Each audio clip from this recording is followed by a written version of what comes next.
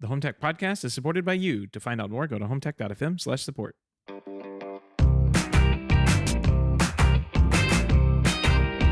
This is the Home Tech Podcast for Friday, November 13th. Friday the 13th. It's Seth Johnson from Sarasota, Florida. And from Denver, Colorado, I'm Jason Griffin. How you doing, Seth? Good. Just getting a little bit of rain, a little bit of wind. So I hear. Yeah, I'm glad you were able to join tonight.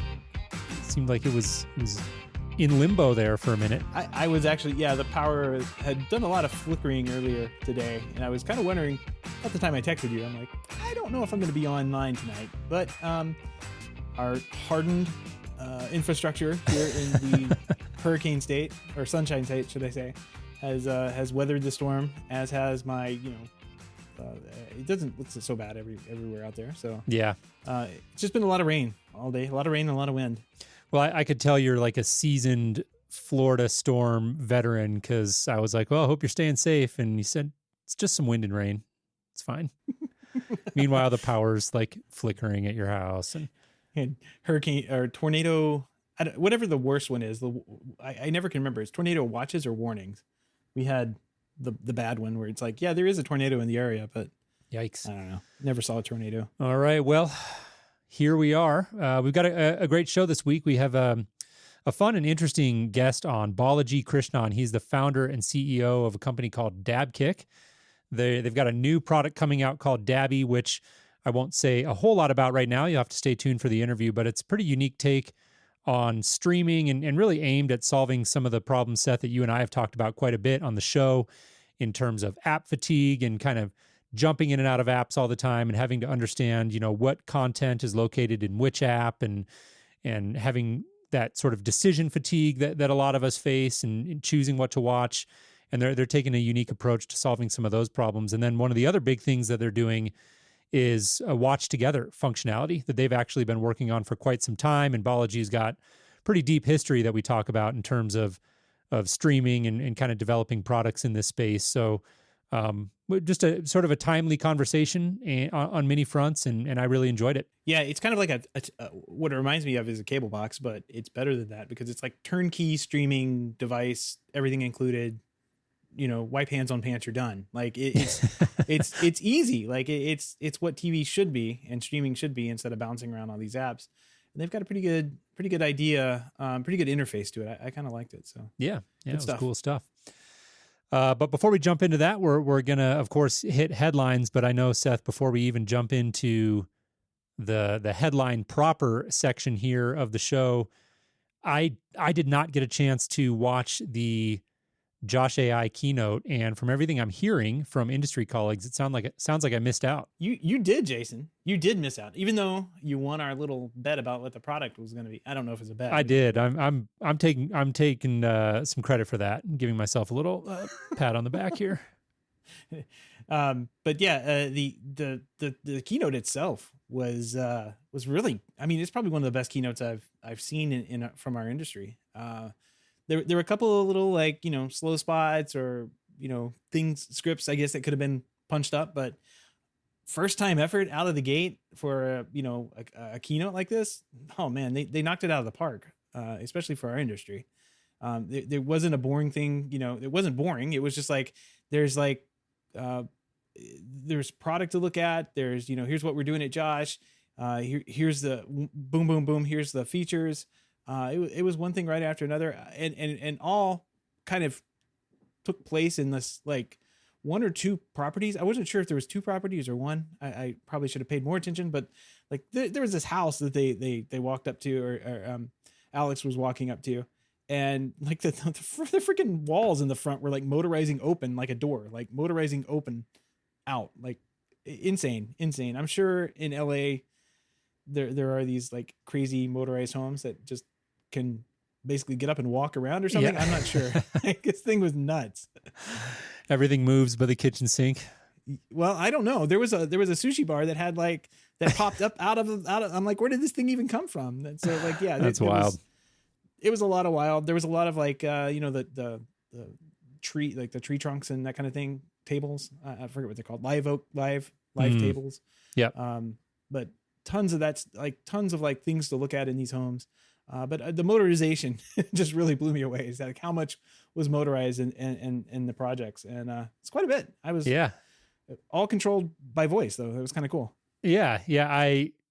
I'm aware of what they announced. I've read all about it. We're going to talk about it in just a minute, but I'm kind of bummed I missed it, and I presume it's somewhere I can go watch it, and I'll have to go do that. But I think it's just the one comment I had as I'm hearing you describe all this is I'm not even going to try to guess what the timelines were because I'm terrible with that. But whenever it was, several years ago when Josh.ai was first coming onto the scene, I remember hearing Alex interviewed on Mike Wolf's show, the Smart Home Show at the time. And it's just interesting to see how far they've come. Alex is obviously a guy who's experienced entrepreneur, and I'm not surprised necessarily by any of it, but they've really come a long ways, and especially in the channel. And I'm a fan. I'm a big fan of what that company is doing to really push our channel forward and put a level of polish on the professional home technology installed system that to date hasn't been all that common amongst our industry. Yeah.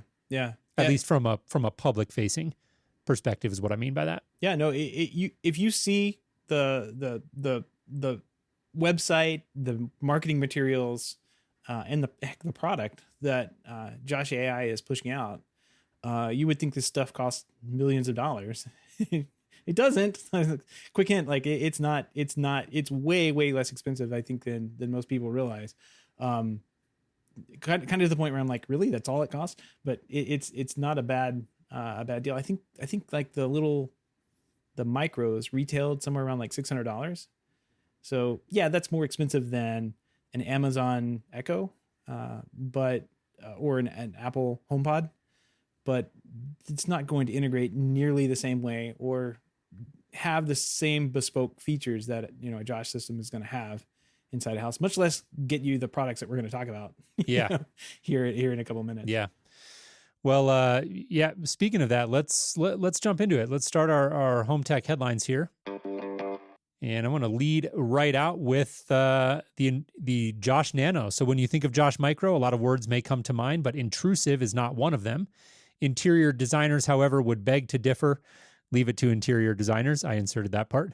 According to Josh.ai CEO Alex Capisulatro, who says the company has had requests for smaller versions of the device. Josh.ai has responded with the dual launch of Josh Nano and Josh Core. Josh Nano is, according to the company, the world's first architectural microphone, and Josh Core is the processor that sits in a rack and does all the thinking so that the Nano can be its tiny, near invisible self. And again, this is generally what I predicted when I read the sort of teaser, and I don't think it was a huge stretch to imagine this, given what Josh.ai has been trying to do in terms of bringing voice control really to the high end of the market. And I think my prediction is that this device is going to do really well. I've worked in some high end markets as an integrator, and I know that for the average consumer or somebody who maybe not been exposed to that world, the pricing on these sort of systems can seem really prohibitive. But at the end of the day, when you're talking about homes like in this clientele, money comes second, and the aesthetic and the performance of the system will always come first. And I predict this device will do really well. Yeah, especially the way it, I mean, this looks in a high end house. It's got the privacy features that they brag about with a little switch on it that you can just watch over and turn off the microphone in that room. I think all in all, both of these products were home run. It's not like I saw anything at all that I was confused with how it worked or what it did, and it just like made sense for them to put it in, especially the Josh Core, which has the audio inputs and outputs on it, I suppose, that you can use to connect into like a traditional home matrix system, like your house audio system. In the past, you'd kind of have to use Sonos, and now you use this Josh Core. You take the audio out, and when you yell into the air at the Josh.ai Micro or Nano, the audio comes out of your in-ceiling speakers. And yep. Like I said, it's not a new feature for them.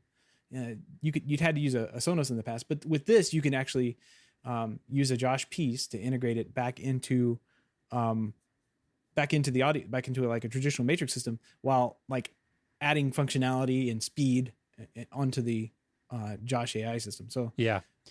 Everything I saw, I was like, yeah, they're firing on all cylinders. They're doing a great job over there. Yeah, I think important to note very quickly there that whereas this was optional in the past, sounds like you could use a Sonos. I wasn't fully aware of that, but it'll be required with these. They removed the built-in speaker, obviously to reduce the footprint, I'm sure.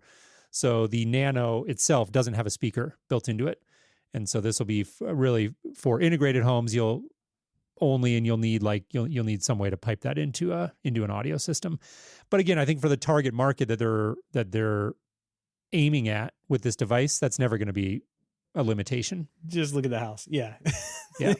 The house already had the speakers, it's like, well, you're going to have to hook them up to something. So yeah. Yeah. A couple other things here. The Nanos does have a capacitive touch sensor for, it says contextual touch control. So that's kind of cool. It's got a privacy switch that physically disconnects the microphone when toggled.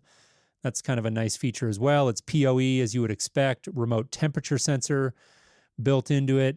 And then one other thing shifting to the Josh Nano that I thought was kind of cool is the ability to daisy chain them for redundancy. Again, in some of these really high-end homes, the performance is always above price. And so the ability to link these two together and have that extra bit of redundancy in the system, I think was a good design decision. So yeah, all in all, I'm a fan. Eddie in the chat room says he's already got his ordered. So Eddie, keep us posted. We'll look forward to hearing more about those, and I'll definitely be curious to see how this does once we get some of these out in the wild. Yeah, both products are you can pre-order them now, but they're anticipating shipping them in early 2021. So it's going to be a couple months before we start seeing those, actually out in the field and in dealers' hands. But that's the way of the world right now. Things take time. Yeah, absolutely. Wyze, the bargain smart device maker that's already unveiled a pair of Bluetooth headphones, a video doorbell, a thermostat, is about to unleash its first robot vacuum. Available for pre-order now. It's slated to ship in January 2021. The $199 Wyze robot vacuum connects to Wi-Fi networks and boasts features that we don't see in models this inexpensive, such as the ability to map rooms and avoid areas that you don't want it to enter. Crazy, this company. This price tag though, Seth, it feels off-brand. $199. It should be like $35. Yeah. I've never seen them sell anything for like more than, I don't know, I feel like $30 or $40 is like the highest price point I've ever seen. Well, in the world of those vacuums can get like $600 and $700. They get quite expensive. Yeah. So I guess it's all relative. Yeah. I had to read it a few times to make sure it wasn't like $19.99. There wasn't a decimal place in there that you weren't seeing. I think somebody got the decimal in the wrong place here. But no, it's interesting. It looks like it's got those features you mentioned, like room mapping. It's got, it says handy features the ability to create virtual walls that the vacuum won't cross. If you set it for a full cleaning, runs out of batteries, it'll scoot back to its station. So yeah, it looks pretty cool. I don't sense, I haven't spent a lot of time learning about these vacuums, but I don't sense that any of these features are revolutionary. Rather, I sense that seeing these features in a vacuum at this price point is uncommon. Yep. So leave it to Wyze. Moving on from there, Comcast is entering the DIY home security with self-protection, a new product for Xfinity Internet subscribers, which includes 24/7 video recording for $10 a month without a contract. You just need to pick up one of the company's Xfi or Xfinity Home indoor-outdoor cameras, and they'll automatically connect to your wireless network. So it looks like the company is positioning this product kind of as a way to keep an eye on things, package deliveries, kids in the backyard. These are the sorts of things that are mentioned in this story here from Engadget. Interesting price point too. $10 a month, $120 a year, and it's kind of like a little small, kind of like DIY security system. No contracts needed.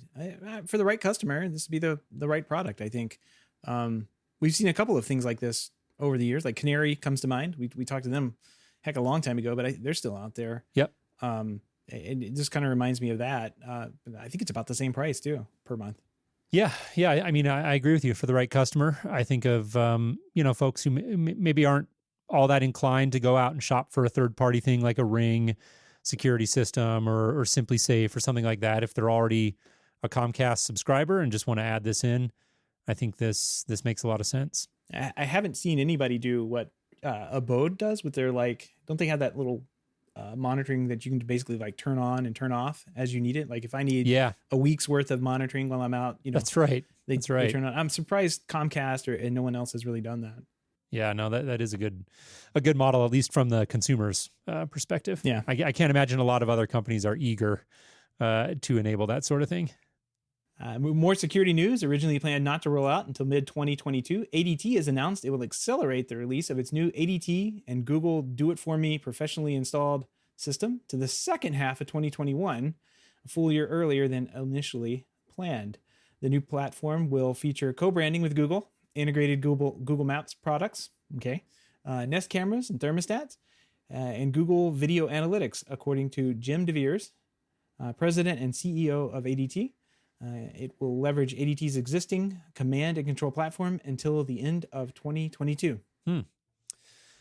I got to say on this one, Seth, I was a little bit confused. This story is from CE Pro. There's a quote in here that says, when we first announced the Google investment in ADT and the long-term partnership, we shared that one key outcome of the relationship would be a next-generation platform with home security, automation, blah, blah, blah. This is a quote from DeVries, Jim DeVries at CEO of ADT. And but then he goes on, he says, following a comprehensive review of all our alternatives, we've concluded that ADT should and will own the next generation platform, which will be developed entirely within Google Cloud. And he goes on to explain some of the features. So just the wording of that quote, it kind of sounded like there was some sort of pivot made here, and now they're shifting the timing up. And I dug around and I couldn't quite make sense of what's going on with this. And it makes me wonder if there was some, again, sort of strategic pivot that might have thrown a little curveball into this. And it's kind of being packaged as good news. And in a sense it is, because they're moving the timeline up.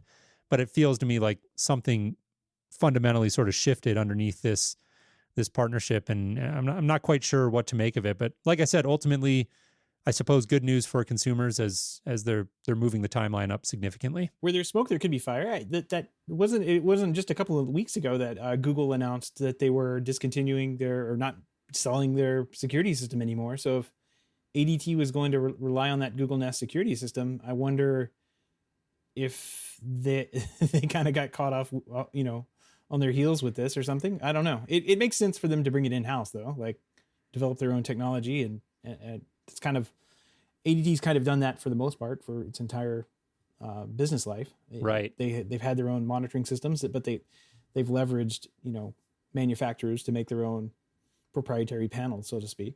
Yeah. So not anything new. Right. Yeah. So interesting partnership overall. Zooming out, Google and ADT working together is just an interesting story overall, and definitely one we'll be keeping an eye on. Moving on here, Seth. End of an era. Yeah. Before streaming video in the cloud was a normal thing, a sling box was the best way to access TV from anywhere. Just plug one of these transcoders into your antenna or cable box, hook it up to the internet, and it provided you a stream you could watch at work or on your phone. All of that is now coming to an end. Sling Media informed users today, this week here, that in 2 years its servers will shut down. Once that happens, all of the existing boxes will stop working.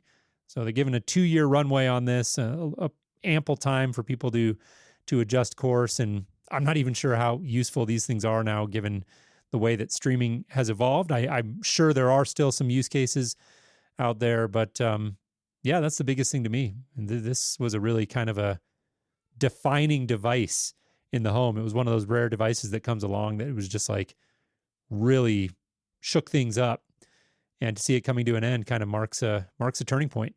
I remember walking through trade show floors and the Sling people would be at their little it wasn't a booth. It was more just a podium in the middle of the floor. And they would have they they'd have something, they'd have the box there, but then I think they'd have like a tablet or their phone or something demoing the streaming that was going from whatever box they had somewhere, like a DirecTV box somewhere else in the world, into their phone, which, is a cool demo. Like you're walking around the trade show floor and you can't, for the life of you, get cell phone signal and somehow they're doing streaming. It was a cool demo. So yeah, end of an era. Now it makes sense why Richard Gunther was offering me a Sling box in the hub today. One of the things I liked about it was like it could get you around some of the licensing restrictions. So as a Denver Broncos fan, if I was traveling and I had one of these hooked up to my cable box at home, sometimes it's still difficult to get the Broncos game on certain streaming apps. But if you've got a Sling box hooked up to your cable at home where you get it, you could get around that. Yeah. And so I'm sure there's probably still lots of people out there using these for that purpose. Dave Zatz, interestingly, this article did mention Dave Zatz had discussed the possibility of a DNS workaround that might let users connect directly. But even that, I think, is going to be limited. Eventually, the app is just going to run out of support, and these things will go. Seth, we'll have to get one of them for your museum. Well, I know a guy, but I don't know. This product was kind of a product of its time, but definitely killed off by streaming. Like you're talking about being able to watch, Broncos games or baseball games or whatever that may be in a part of a blackout. But nowadays, you just need whatever subscription service that you would probably normally have to watch football or baseball games anyway. But then, I hear ads all the time for like VPN services that you could just VPN yourself to a different city, and then all of a sudden you're watching whatever you want to watch. Yeah. So for sure, there's always a way around. It's a never-ending cat and mouse game. Moving on to some other streaming news. The beauty of Netflix is that you can watch anything anytime you want. But if you don't feel like making that decision, what do you do? That's the idea behind Direct, a new linear style channel that Netflix is testing in France, as seen by Frandroid. Okay, I guess I don't know what that is. When you click, sounds like a French Android site. Android, yeah. Ooh la la. When you click on the new Direct link in the menu, you'll get a pre-programmed feed of popular films, series, and documentaries. You can then watch it in real time, just like regular TV channel, without even the ability to rewind. Jason, this sounds like a godsend for you. Like it sure beats scrolling through all those, I like shows. I like it. Yeah, I would love if they enabled this here. I don't watch much TV at all, but like I've said numerous times on the show, there are just times where I want to turn it on and have something play. And this article used a phrase that I liked. It said, first of all, it says France is one of Netflix's most important markets. It's got about 9 million subscribers there. And then it says, in France, watching traditional TV remains hugely popular with people who just want a, quote, lean back, end quote, experience, where they don't have to choose the show. And that was a quote from a Netflix release, a news release. And I like that lean back experience. I think that's a good way to put it. And ultimately, that is one of the things I miss. We cut the cord a long time ago. I generally don't miss having a cable bill. We're not at all considering going back to that. But like I said, every now and then, I just want to be able to push one button and have something just come on and start playing and not have to go through the machinations of choosing an app and trying to decide what I want to watch and all of that. And it sounds like such a small and silly thing when I say it out loud, but it is just that totally frictionless experience that I miss. I think the kids call it lean back and chill is what they call it. Hashtag show title. Oh man, be careful. This is a family show. All right. Well, we've got one more headline here, Seth. This week, CEDIA launched Propel, a program with IoT and wellness providers bringing wholesale pricing to association members. The program is designed to connect association members to new brands and products from emerging categories, and also aims to be an avenue for manufacturers that are already using the channel to test the waters with new products for the channel. 3 initial suppliers taking part in the program are Amazon Ring, Bright Restorative Beds, and Immersive Gym. Seth, what say you? Man, I don't know what to think about this. Well, I do in some respects. Like from a distributor standpoint, I really don't like Cedia kind of muddying up the waters between distribution and or buying group or whatever, and kind of like putting people to particular products. It's kind of insulting, to say the least. But from like just in like an overall industry standpoint, I don't like this move. I don't like this, whatever this affinity program is. So it's just, it feels dirty to me. Honestly, it feels just dirty. Because CD is basically bypassing traditional means of either distribution or setting up with a manufacturer and kind of putting out partners that they partner with, to, put dealers in touch with them directly. And I don't know. For the first one on there, listed in alphabetical order is Amazon, which is Amazon.com. And like, why would a trade organization that is supposed to be for, the small mom and pops businesses of this industry, it's because generally that's what we all are, push people to Amazon.com? That's, I don't know. That one kind of stung the most, but then the other ones are just kind of like, okay, mattresses, irrelevant. The immersive gym thing is kind of cool, but none of these products to me look like, if you take a step back, it's like, okay, what's the goal here for these products? Is the goal to like have more dealers, or is the goal to collect more customer information? And I mean, Amazon, the answer for that right now, right? To get to the customers. Bedding and mattresses, okay, that's not what we do. So what's the play there? And the immersive gym, I don't know. I go to their website; it's very customer focused. Like, it doesn't have anything about dealers or, hire an installer on it. So I don't know. It doesn't seem like these brands that they have picked to launch this with have dealers' best interest in mind in the first place.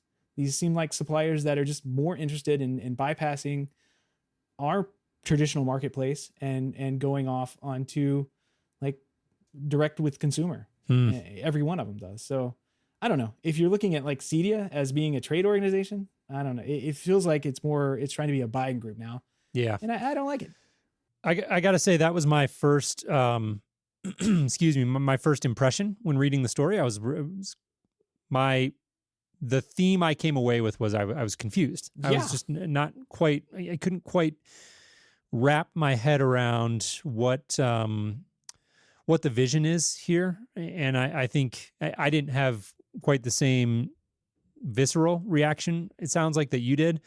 Mine was more just, I didn't quite get it. And I agree. It sounded very much to me like a move in a direction of a buying group. And I don't quite understand, to me, Cedia feels like one of the big value props of Cedia is that it's kind of a neutral trade body. And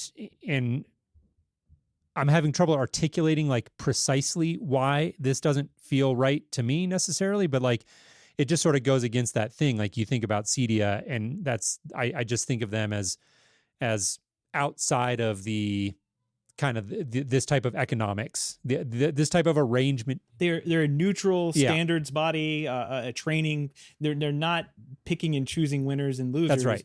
Based on who signs up for their affinity program, whatever the heck that is. I mean, and there was some pushback to me, like, oh, well, there's other trade organizations that have these affinity programs, but Cedia is kind of like the only one that didn't. I'm like, yeah, for good reason, because it looks so dirty. Like I mean, I don't know. I don't know if there's any money changing hands on the background.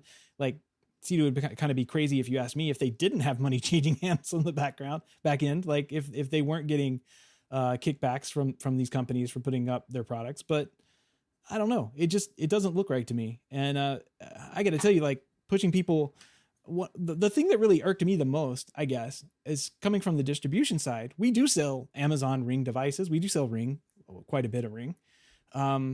It's tough to have your trade organization that's over the membership pushing, customers over there.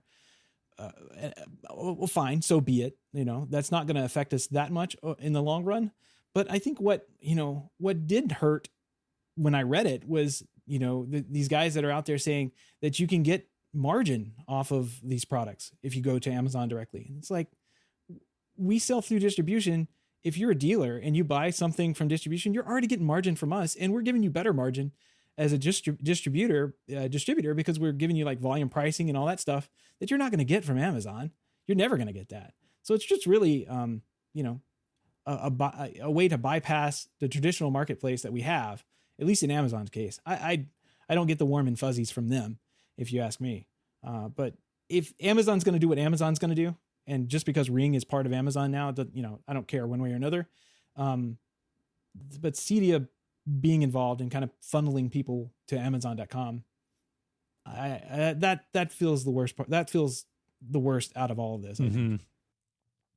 Well, yeah, I hear where you're coming from. My last comment on it is just, if you take this out to its logical conclusion, where does it go?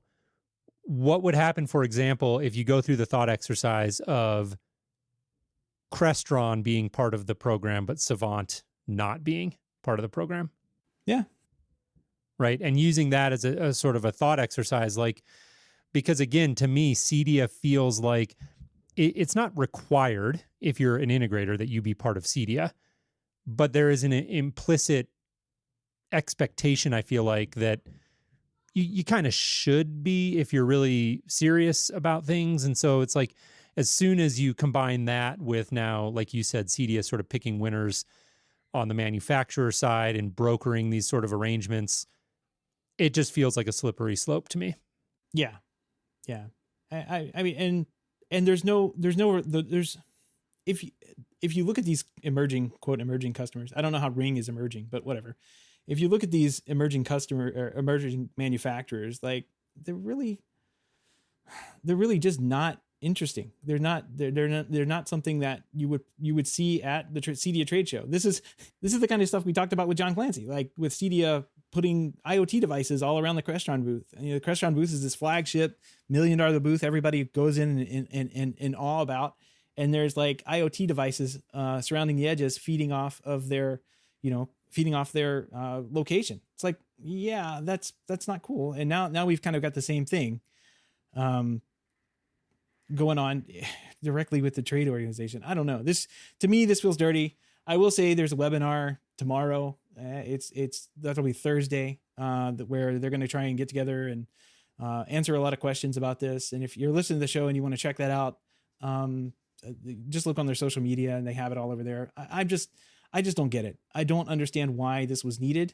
Like, what purpose does it serve for the average integrator? And I think if you ask that, like, if you look at what integrators think of Cedia already, it's not great.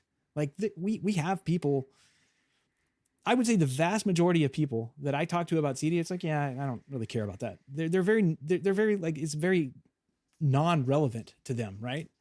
So like, to do something like this, to like, on top of it, like, how does this add relevance to the Cedia brand? I don't think it does. To me, it's one more like thing just to damage the Cedia brand and to damage what they're trying to do. And yeah, I've got my opinions on it. Feel free to go develop your own. Well, hopefully this was cathartic for you, Seth. Well, at least they're outlining the brands you probably don't want to be doing business with. Yeah.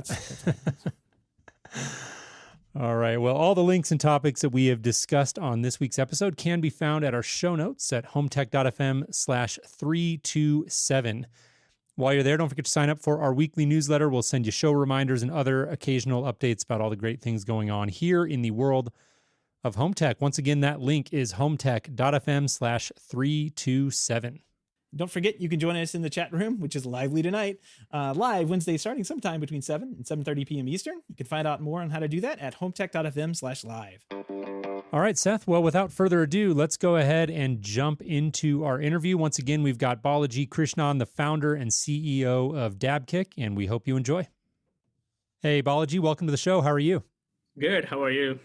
We're doing great. We appreciate you joining us, and we're excited to jump in and learn more about what you've got going on. But before we do that, we always like to start with a quick personal introduction. So why don't you tell our listeners a little bit about your personal background? Sure. Thanks for having me here. So my name is Balaji. I'm the founder of Dabby. The company's name is called Dabkick, and the product is Dabby. I started this company 4.5 years back, and before that, I started another company called Snapstick, which was also in the home entertainment space. And before that, I've been an engineer for over 15 years, working for companies like HP, Sun, Oracle, mostly on the system side. So my startups are the ones that I've been focusing on the consumer side. So which is kind of a different thing that I was doing before. Yeah, excellent. Well, let's jump right into that. Give us the elevator pitch. What's the short version on Dabby? Sure, yeah. So Dabby is what I call is a radically new entertainment device that does two things really good compared to any other streaming device out in the market. So one is we are bringing the best user experience for TV by eliminating all these annoying and antiquated remote controls, like plastic remote controls that we all carry. So we are replacing that with the world's first touch interface for TV. And the second thing, what we're doing is we are aggregating content from various different sources into one seamless interface. So all you have to do is just tap the content on your touch interface that'll play on your TV instantly. So that's what we are doing, and we are aimed to change the way people watch TV when it comes to user experience and how to find the content. Yeah. Excellent. Well, we're going to jump in to talk about that in more detail. But before we do that, I'd love to go back in time a little bit and share some of the backstory. Starting with, I know while you were working at Oracle, back quite a while ago, you got into developing a little bit of a side project and a recommendation engine. Right. Take us back to the beginning. Tell us a little bit about that project. Sure, yeah. So when I was working for Oracle, that was the first time I got a Comcast connection and the cable TV. So when I turned it on, I saw this like grid-based TV guide. You know, it's kind of a intimidating, like overwhelming TV guide. And there was so many channels and I couldn't find anything that I wanted to watch. But I was wondering if, I could actually create some sort of recommendation engine based on other people's interest and then applying my own interest into that one and connect that with a TV guide. Can it spit out some movies and TV shows that I might like to watch from the TV guide? So then this was the time when MySpace was actually popular. So, we all know MySpace before Facebook. MySpace, people were talking about entertainment a lot and people were talking about what movies they watched. And so what I did was, this was like a fun project that I did. So I was data mining these feeds that were actually going on in MySpace and did some sentiment analysis to understand what people really like and what people don't like. A quick example is if someone says, I watched Gladiator and I liked it. The sentiment analysis should understand that Gladiator is a movie and the sentiment is positive. And so that kind of analysis that was done. And so as part of this, what happened was I started creating this global interest graph, if you will. And then I applied my own MySpace profile into that one and to feed in my interest profile and then combine that with a Comcast TV guide. It worked. It actually gave me some recommendations for movies and TV shows that are available on a Comcast TV guide. And then I piped that into TiVo to record those TV shows. And then I started watching. So that was kind of, a fun project that I did. And then I showed it to my friends and my friends started using that. So, and then of course, I refined this. So I was working on this for over a year, just for fun. And then when it started working, I got a lot of interest from my friends and even friends of friends. So that's when I knew that something was going on there. The recommendation was actually working. So. Yeah, I love that because you were doing this stuff that now we kind of take for granted in terms of this sentiment analysis and recommendation algorithms. And I love that you were tinkering with this stuff as a side project way back when MySpace was still a thing, which kind of feels like ancient history now. Take us to the next step in the story, because I know you had a big meeting at a conference that sort of changed the trajectory of where you were headed. Yeah. So this was a conference that was happening in LA, where I just happened to be there, and I met this guy named Craig Seidel. He is the VP of innovation at Movie Labs. So Movie Labs is the innovation studio of movie studios. So he works closely with Universal Studios and various different studios. And we just, we were just, I remember I was there to get some water, and he was there the same spot when we started talking. And then he asked me like what I was working on. So I showed him the recommendation engine, and he liked it. His whole his job at Movie Labs was to find some startups and companies like us that can help movie studios to do something innovative inside the studios. So he saw that to be a great fit for the movie studios. So it was just like 2 hour conversation, and he liked it, what I was doing, and then he wrote a check. He wrote a check for $50,000. It can happen only in America. It can happen only in the Bay Area. So he wrote a check for $50,000 without even knowing my background, nothing. He liked it, and then he said, I used to live in the peninsula, Redwood Shores, and he lived in Palo Alto. So he said, let's get back together when you're in Bay Area, and here's a check. So that was insane. So that gave me kind of a seed money for actually turning this fun project into a real company. That's when I quit Oracle, and then I started doing this full time. Yeah, amazing. Like you said, only in America. Love that story. Yeah. So I know if I've got my story straight here, that sent you on a different path in your trajectory, and that ultimately led to Snapstick, which is an interesting story in and of itself. So tell us a little bit about that. Sure. Yeah. So when Craig wrote me the check, of course, the Movie Labs had some deliverables to be made from our side for the $50,000 that they gave us. So I was actually working towards that. But then Craig also introduced me to a couple of angel investors who looked at what I was doing. But two things happened in parallel. One is I got introductions to these people who were willing to invest in the company. The second thing was the recommendation engine also evolved. This was a time when Apple also opened up their developer platform for their iPhones. So I started opening up the recommendation engine, not just for the TV guide from Comcast. I was wondering, if I apply this recommendation engine for online videos, would that be expanding my horizon? So, surprisingly, it also worked for online videos. And then it basically gave me a lot of good recommendations from YouTube's and Vimeo's and MetaCafe and various different videos. And then I basically brought those recommendations into an iPhone app. So I started watching on my iPhone, but we all know the first version of iPhone wasn't that powerful, like to watch videos. So I actually wanted to watch these videos on a big screen TV. So that's when I ended up actually creating a small, what we call as net-top computer. I bought a net-top computer. And then my background before Snapstick is all on operating systems development. So that actually helped me to create a custom Ubuntu operating system that I put in this net-top computer. And the iPhone app can talk to this computer that is connected to the TV. So this box will be connected to the HDMI of the TV, and the iPhone app will be interfacing with that so that I can tap on the iPhone app, and then it'll play that video on the TV. So that was the full product that I would call it as a full ecosystem that I built. And by the time I finished this, there were a couple of angel investors that looked at it, and they thought, it could lead to something big. So they invested, I think it's around like 300 or 400K as a seed money. And then we started hiring people, and the first milestone was to get to 2011 CES. And so that's when we debuted. In fact, this was at the same time Google TV was launched. If you remember Google TV 2011, it had a clunky keyboard and all that stuff. And I remember during CES, we were actually, we were in a small suite in a hotel, and then Google had a big booth at CES. But to Google's surprise, lots of studios like Fox and NBC, they actually shut them down.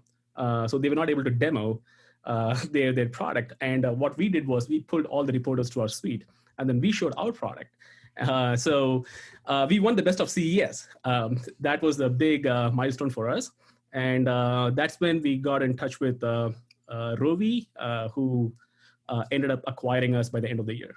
Excellent. And so this all I do have one quick question on the recommendation engine. Is that only, so when you're doing that language parsing, are you only doing like English speaking languages, or have you expanded out to more? No, it was only English. Okay. So, yeah, because even within English, it was really hard to Oh understand. yeah. Right? Yeah. I can So imagine. yeah, no. So yeah, we stuck to English and yeah. So we're not doing any other language. So after Snapstick, it looks like is that kind of what brought you to creating Dabby? What brought you to the founding and creating this product, Dabby? Yeah, so Snapstick was acquired by Rovi, which is now TiVo, and so I did not join Rovi, and I wanted to take some time off. So what I did was after the exit, I went to India for like 3 months. I actually wanted to watch a cricket match with my friends. So I really missed that watching together. So when I was there, I felt how different it is to watch together in the same room and cheering for the same team. And my nephew was there, so we all wanted to watch together in a big screen TV. And when I came back here, I thought of actually recreating that experience as I had in India. The only way for me to recreate that experience back then was to go on FaceTime on one device and then watch cricket match on a different screen. And then I say hit play, hit pause, 3, 2, 1. So it was not it was a very clunky experience. So that's when I thought maybe if you unify all these things into one seamless experience, it might be actually much better. And I really want to actually bring this experience to TV, but there are different baby steps that we had to take before we get to the TV experience. That's when I started Dabby. It was called Dabkick, and we started with watching together as a feature. And we initially started building technology for watch together because, as we all know, watch together technology is not that simple. One thing that people have seen is one-to-many broadcast streaming. That is pretty easy to do. Or if you do on a laptop browser, synchronizing videos is not that harder in terms of technology. But when it comes to like a mobile app, for example, and if you want to watch together, where it is not one-to-many streaming, where anyone can change anything. For example, if I invite you to watch together, you should be able to pause your video and it should be pausing on my side. And you should be able to scrub your video and you should be able to scrub on my side. So how do you synchronize these videos on 2 different locations, on 2 different networks? And especially when it comes to mobile, I could be on an edge network and you could be on a high-speed Wi-Fi. So technically that was a big challenge.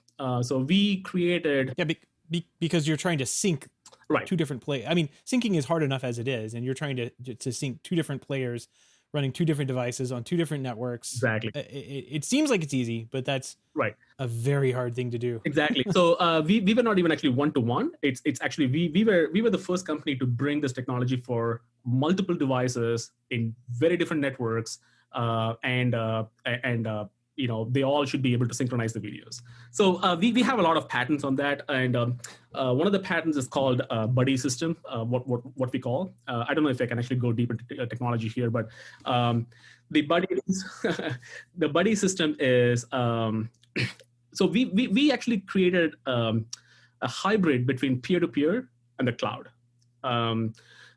If you take FaceTime, for example, it's pure peer-to-peer. And because of which, if the connection breaks, it will say reconnecting. So that's pure peer-to-peer. But if you see Twitch, for example, if one person is broadcasting, the other people are actually watching, that is cloud-based system where each connection. So none of these guys who are actually watching the live stream, they will be seeing the same exact, like to the time live stream. Everyone will be having at least like 2 seconds off, 3 seconds off, because each connection is a client connection. So none of these things will work if you want to achieve this perfect synchronization across different networks and different players. So we created a hybrid between these 2, what we call as buddy system, where if I invite you and Seth, and if your phone can talk to my phone peer-to-peer, then we form a buddy group. And if I cannot talk to Seth's phone peer-to-peer, he will be a different group. So anything out of the peer-to-peer system will be going through the cloud. So we can actually reduce the load on the server significantly. And you can also maintain the synchronization much faster. So that was the kind of architectural description about the watch together. Of course, even with this architecture, we had to do a lot of trial and error. And one thing that I used to do was I used to drive from Cupertino, which is South Bay, all the way to San Francisco. I used to take 280 because 280s had a lot of dead spots. So I'll be watching together a video with my friend who will be sitting in the office, and he'll be on a high-speed Wi-Fi. I'll be on a dead spot. So if dead spot happens, then what happens to the synchronization? And once I'm back on the network, how does it resynchronize? And what is one is the technology part, the other is the user experience part, because people, when they're watching together, they would not know what's happening on the other side. So if the other person is on a dead spot, then what should I see when my friend is on a dead spot? So all these things matter when it comes to creating a product to do this watch together. If it is only a technology demonstration, then we don't have to worry about all these things. But when it becomes a product, then the user experience matters a lot.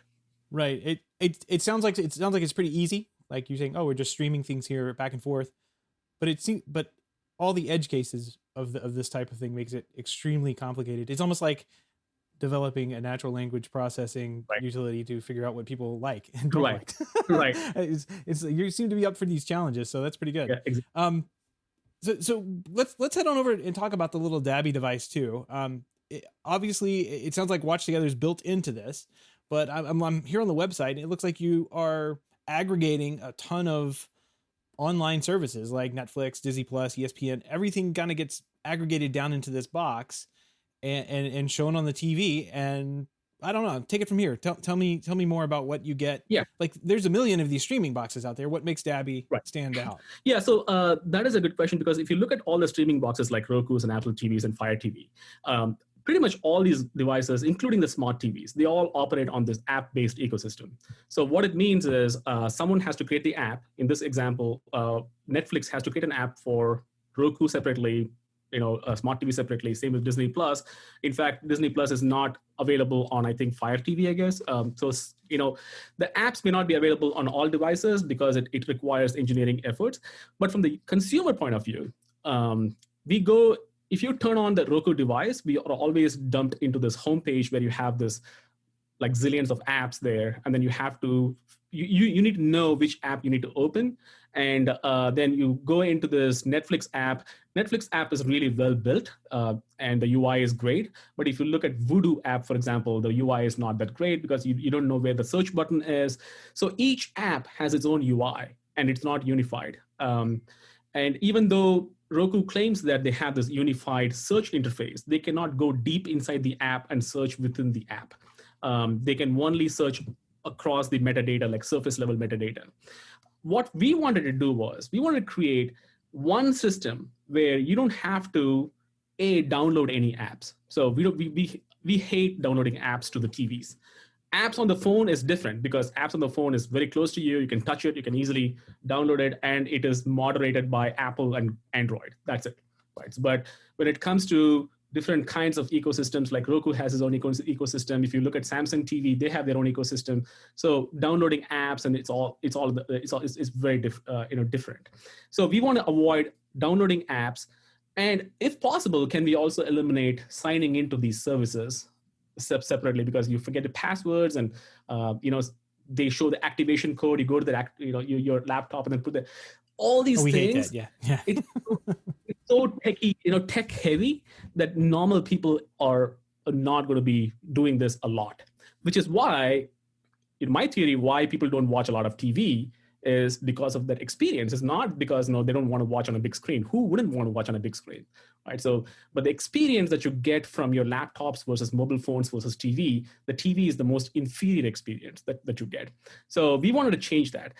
So what we do is, first of all, we want to eliminate this plastic remote controls. So you're not going to be browsing on the TV, because browsing on the TV is harder because you're sitting at a 10 feet distance, and you will get tired in a few minutes because you'll be like hopping around between different bricks, and then you would give up.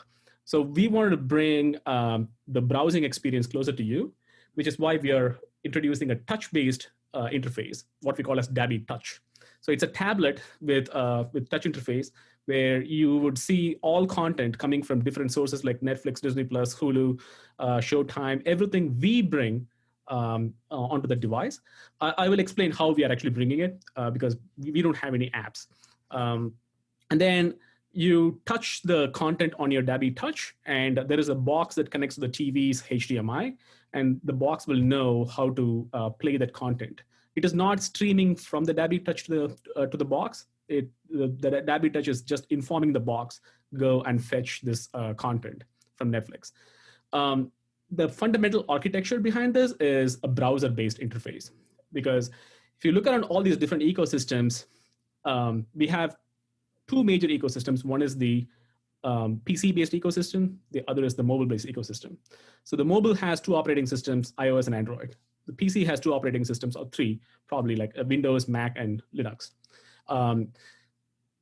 PC-based ecosystem, they all have one platform where you can watch any content, which is the browser.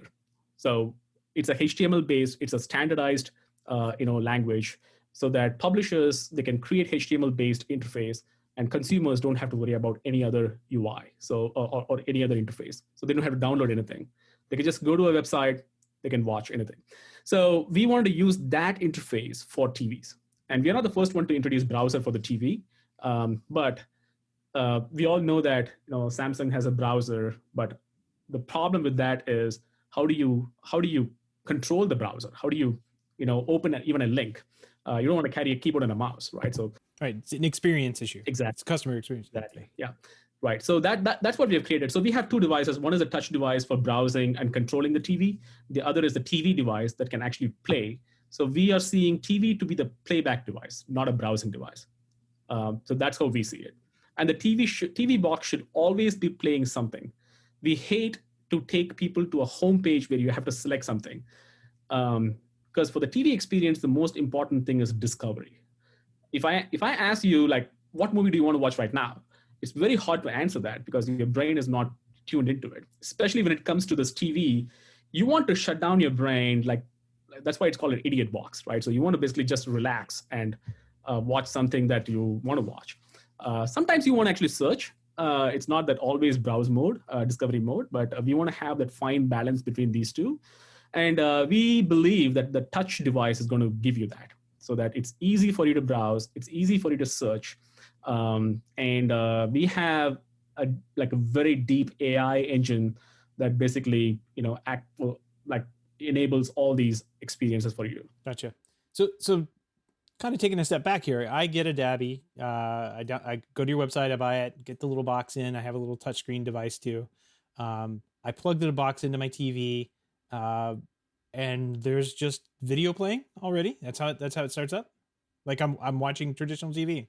Exactly. Yeah. So that's one of the things that I've always liked about the cable box, because you turn the cable box on, something is always on. They would never dump you into the homepage where you had to select. So we want to actually bring that experience. And there are a few things that I liked about the plastic remote controls, where it's just one tap to pause, one tap to play.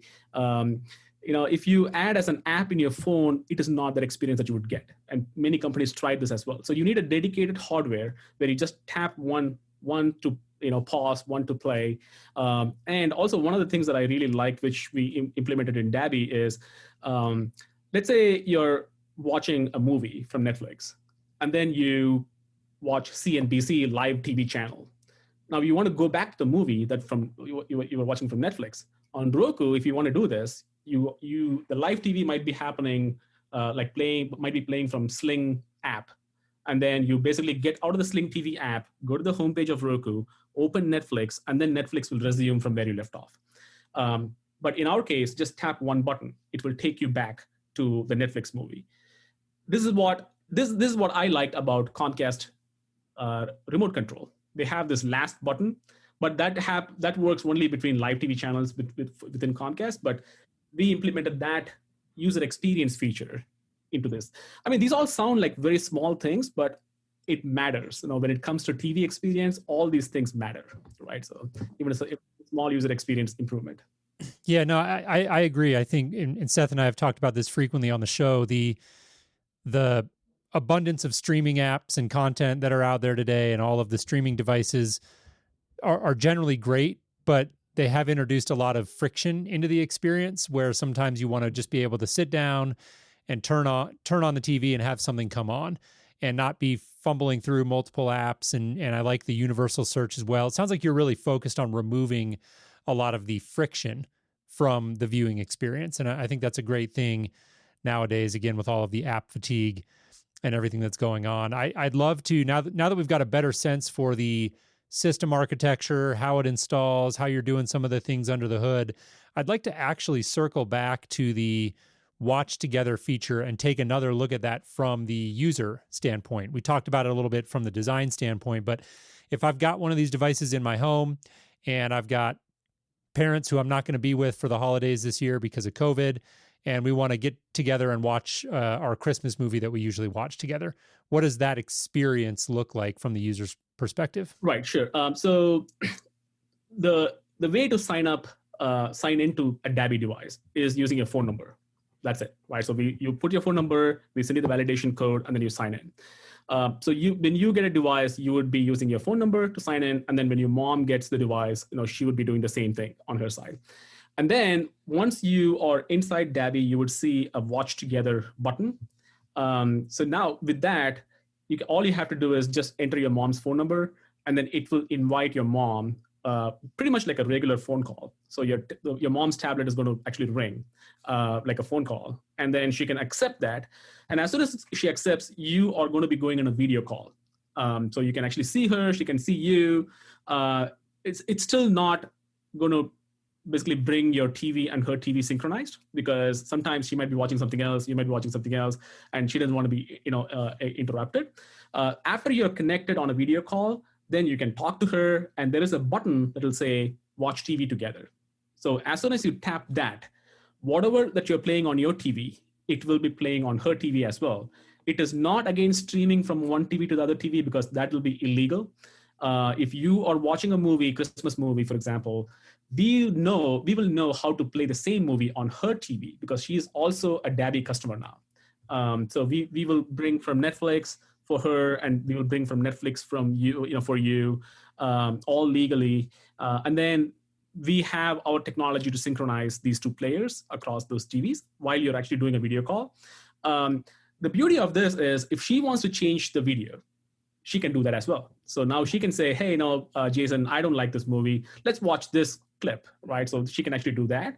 And you both can actually pause play, and you can also scrub the video to take it to a specific point in video. Especially, this could be great for watching football during Thanksgiving, right? So if you want to watch highlights, for example, you want to take it to the specific moment of the game, you can do that, and everyone is going to see the same thing and watch together. So both sides have that control. If my mom paused the movie to get up and get some more popcorn, it's going to pause on my side as well, and vice versa. Yep, exactly. That's very cool. I think I love that you've been working on this problem for a while, and incidentally, COVID has been a really awful thing for all of us to deal with.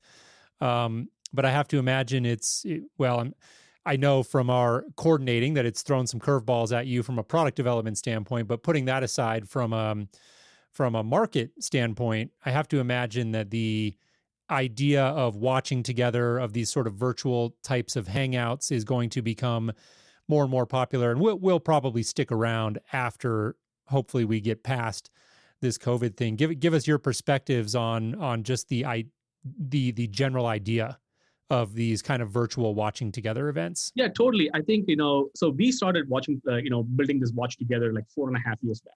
But after COVID, like you said, many people are stuck at home. And as you could see, there's a lot of streaming services like Netflix and Hulu. They all launched this watch party, what they call. Even Facebook launched the watch party. But it's all like, contained within their own platform, so that you can only watch Hulu movies. This is the problem that we see when it comes to a feature like Watch Together. It is not just about throwing in this feature just for the sake of throwing in the feature. It's about the user experience. Because as a consumer, if I want to watch Hulu movies with you, there's a lot of steps that you have to follow, both on your side and my side, to watch these things, which I don't think a regular user would do it. But if it is all unified and then just one tap to watch any content you want, then there is a possibility that this could work. But to answer your question, this COVID is definitely where people are stuck at home, and people are lonely now because they're not seeing people. I think this is very important during these tough times where you bring people together, and Zoom and other video conferencing systems. They are great for work environments, but when it comes to personal systems, like people might use FaceTimes and Facebook Messenger, but if it is just about the video call, then you know it's not as engaging as video call plus entertainment, because the serendipity should be there, where I basically should feel as if I'm sitting with you. We don't have to necessarily talk, but we both are watching together a movie together. But I should know that you're actually with me watching together, so that if I laugh, I should know that you are seeing me laughing. So that's the kind of experience that we want to bring. And I think it's very important during these tough times than before. Yeah, totally agree. Well, we are starting to bump up against our time here. I'd love to close this portion of the conversation now with a little bit of information on pricing and availability. If anyone's interested in one of these devices, what does that look like? Sure.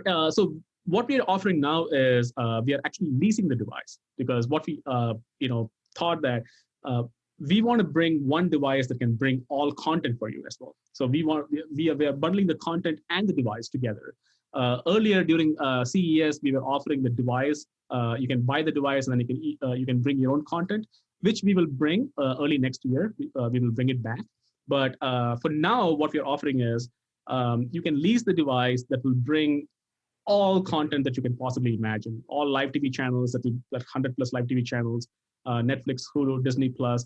So we pay them, but we basically bring content for you. So you pay a flat monthly fee for us, to us. So the retail price is $99 per month for one TV. But for HomeTech podcast viewers, we are offering it for $69. So $30 off. So $69 per month for one TV, and then for two TVs, it is going to be $99, and then for three TVs, it's going to be $129 per month. Got it. It's a special HomeTech, right? So I'm checking this out. You're taking there's quite a few things that are included in this, like Netflix, Disney, Showtime, Hulu, HBO Max, Starz, like most of the major streaming channels are included in this, and then on top of it, you have a ton of live TV. Streaming, like I guess it would be streaming live TV, but like live TV, like the normal network channels that I'm used to, news, tennis channel, Telemundo, that kind of thing, travel channel, all that's in there too. So like this is almost like, it's almost like what Jason and I refer to as like the input zero device. Like you just want to turn your TV on and have it go, have it playing something, and that this aggregates everything into one without having to launch an ABC app and then switch over to the CNBC app to watch news or something like that, and then switch over to Netflix and watch a movie. This is all kind of just built into one. Right. Exactly. Yeah. So that is our goal. I mean, we want to actually create this holy grail for a streaming device where you just turn it on, and then you can watch possibly any content you want. Because as a consumer, we all know that should I or should I not subscribe to HBO Max? We don't know, right? So you might think that you would watch Game of Thrones, so you would actually go subscribe to HBO Max, and then you would not watch it, and then you would still pay for HBO Max. One is like paying a lot of money for these streaming services, but the second thing is it's managing, and then how, like you said, how do you go from one app to the other app and hopping between this content, which is tiresome. And is why many people will not be actually using it as much as they would use it on their mobile phones. So we want to break that clutter, not just in the number of devices that you carry, because we want to actually eliminate all the devices that you would carry and just have one device that can play any content you want. And then also in the clutter of subscription services that you would normally subscribe to. We are able to do this because we have our AI-based search engine, because many people don't realize that they don't need Netflix if they don't watch Netflix originals. Most of the movies that you're looking for may be available on Tubi TV, may be available on other services for free, or maybe even available on a cheaper subscription service. So, but if you're watching Netflix originals, then absolutely you need to subscribe to Netflix, and you may not be actually watching that all the time. So our search engine will know when to actually get these accounts activated and then when not to activate it. So, which is why we are able to bring all this content for a flat price, and we are still able to log into your TV. Oh, very interesting. Well, really appreciated learning more about the product here. How can our listeners, if they wanted to find out more or perhaps connect with you, what would be the best way for them to do that? Sure.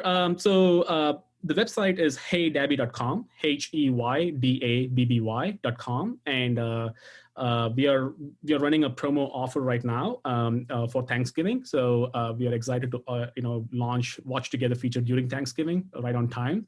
And then I'm on Twitter. I'm actually, if you search for Dabby or Dabkick, that's my handle, and people can actually follow me on Twitter.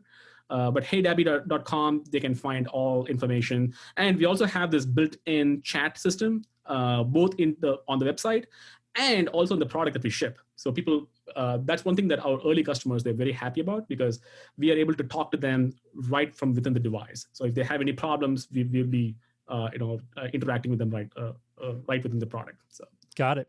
And then I think you mentioned a special offer for Home Tech listeners. Is there a coupon code or something that people should jot down if they wanted to take advantage of that? Yeah. So when they go to heydabby.com, they can actually click Get Dabby Now, and that will take them to the product page where they would still see the retail price, which is $99. But then when they go to the checkout page, there is a discount code that they can enter. And for Home Tech, discount code is JPOD. 2020 is Jason's podcast 2020. So it's JPOD 2020. That's the discount code. Excellent. All right, Seth, I got that one. You'll get the next one. Yeah, there you go. Well, I can still use it too. It doesn't matter. It's still $30 off. All right, Balaji, this was a lot of fun. We really appreciated, again, learning more about the product. So thanks for coming on and joining us. Hey, thanks, guys. Thanks for having me. And it was a fun show. Yeah, I really enjoyed talking to you guys. All right, take care. Awesome. Great. Thanks, guys. All right. Well, that'll do it for our interview. And once again, I thought this was a timely conversation, given not only everything that's going on with COVID, but just the broader macro trends that we've talked about quite a bit on the show with regards to streaming and app fatigue and overwhelm with decisions. I just thought this was an interesting product, and I enjoyed learning more about it. Yeah, I really, this is one of those, like I said at the beginning, it's just turnkey. And that's what impresses me the most about it. All you have to do is plug the thing in, put your phone number into it, and you're up and going.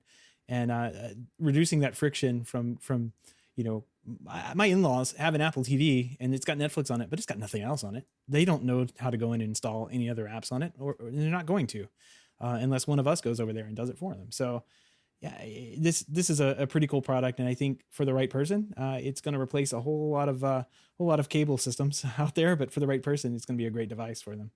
Yeah. Yep. All right, Seth. Moving on, we've got a frightening pick of the week this week. Well, it's frightening in some respects. So this is my pick of the week, and my pick of the week is based off this story that has gone around today called "Ring doorbells are being recalled for this frightening reason."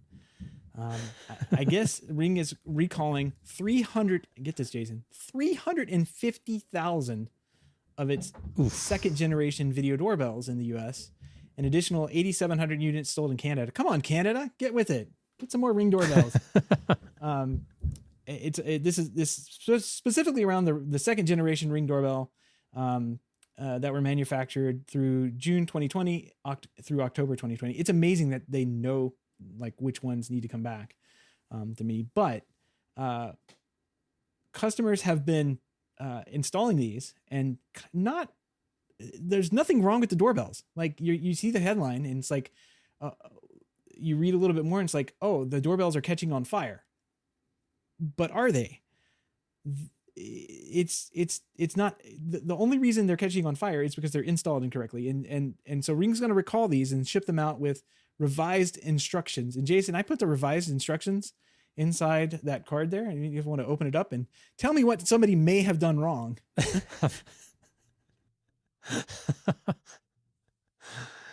Oh my! So this is what was causing the the issue, the fire. Yes. the fire risk.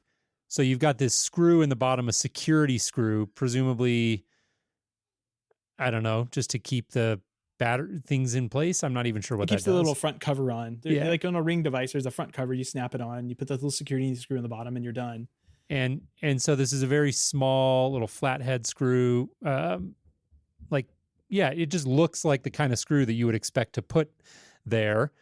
And then you've got a big wood screw with a sharp, pointy end that I would never in a million years think to screw into something that wasn't wood or drywall, I guess. I would think that's like maybe the screws that come in the box, and that's what you use to mount the Ring to the wall. Right. with. Oh, I'm Right, sure yeah, it is. Yeah. Yeah. But if you don't want to go find that stupid little security screw and you dropped it because it's tiny, you drop that and it falls on the ground and goes into the bushes or whatever. Yeah, just zip a wood screw in there. Put a drywall That'll screw hold in and you're good to go. Why don't you go grab your impact driver while you're at it and use that just in case. Yeah. This story just blew my mind. I saw it making the rounds. It's like, oh, Ring doorbells are catching on fire. That's too bad. And I looked into it. I'm like, wait a minute, seriously? This is the reason? The reason is because somebody drilled a drywall screw into the bottom of it, probably hit the little battery thing that they have in there. Well, yeah, that's what the story I read said. It was like there's a risk of, it said if you install it incorrectly, there's a risk that you could like pierce the battery. Yeah. They didn't mention that you would have to be dumb enough to drive a wood screw into the plastic housing of your Ring device. Ring is being a nicer company than I am. And you are for not saying that. But yeah, I was just blown away that this is the revised instructions that need to go out for these 350,000 doorbells that they're having to recall. That's painful. Yeah. Well, thankfully they're backed by Amazon. Yeah. They can absorb it. Yeah, maybe they've got all that CDA Propel money coming to them. So.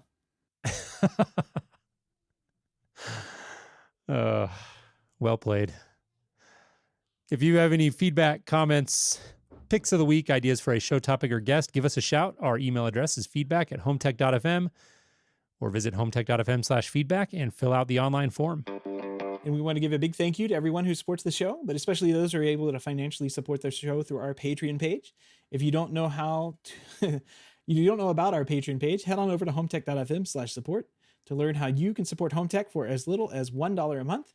Any pledge over $5 a month gets you a big shout out on the show, but every pledge gets you an invite to our private Slack chat, The Hub, where you and other supporters of the show can gather every day and talk about how to properly install the Ring doorbell.